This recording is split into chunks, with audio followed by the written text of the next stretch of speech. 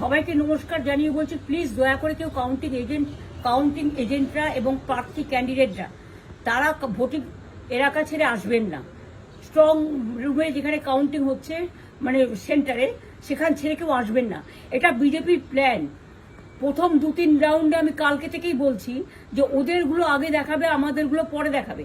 এবং অনেক জায়গায় 2-3 রাউন্ড কাউন্টিং করার পরে প্রায় 100টা জায়গায় কাউন্টিং বন্ধ করে রেখে দিয়েছে। এবং কল্যাণীতে ধরা পড়েছে 7টা মেশিন, যেখানে কোনো মিল নেই। এটা টোটাল ফোর্সফুলি সেন্ট্রাল ফোর্সকে দিয়ে চারিদিকে তৃণমূল কংগ্রেসের উপর অত্যাচার করছে, অফিস ভাঙছে, জোর করে দখল করছে। এসআইআর নামে আপনারা দেখেছেন ভোট লুট করেছে যাতে যে সিটগুলো জিততে পারে। কিন্তু এখনো এমন 70টা সিট আছে, 100টা সিট আছে যেগুলো আমরা এগিয়ে আছি, সেগুলো বলছে না। টোটালটাই মিথ্যে নিউজ খাওয়াচ্ছে। আগে ডিআইসিও এই খবরগুলো দিত, কিন্তু তাকে কালকে চেঞ্জ করে দেওয়া হয়েছে।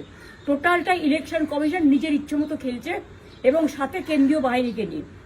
এবং আমাদের পুলিশরা টোটাল মাথা নত করে কেন্দ্রীয় বাহিনীর আন্ডারে কাজ করছে। সুতরাং আমি আমাদের কাউন্টিং এজেন্টদের, আমাদের সমস্ত পার্টির কর্মীদের বলবো, অত মন খারাপ করার কারণ নেই। আমি বলেছিলাম সূর্যাস্ত পরে আপনারা জিতবেন। 3 রাউন্ড 4 রাউন্ড কাউন্ট হলেও এটা 14 রাউন্ড থেকে 18 রাউন্ড কাউন্ট হয়, তখন আপনারা জিতবেন। Wait and see, watch. আমরা সবাই আপনাদের সাথে আছি, আপনারা কেউ ভয় পাবেন না, নিশ্চিন্তে থাকুন। আমরা বাঘের বাচ্চার মতো লড়াই করে যাবো।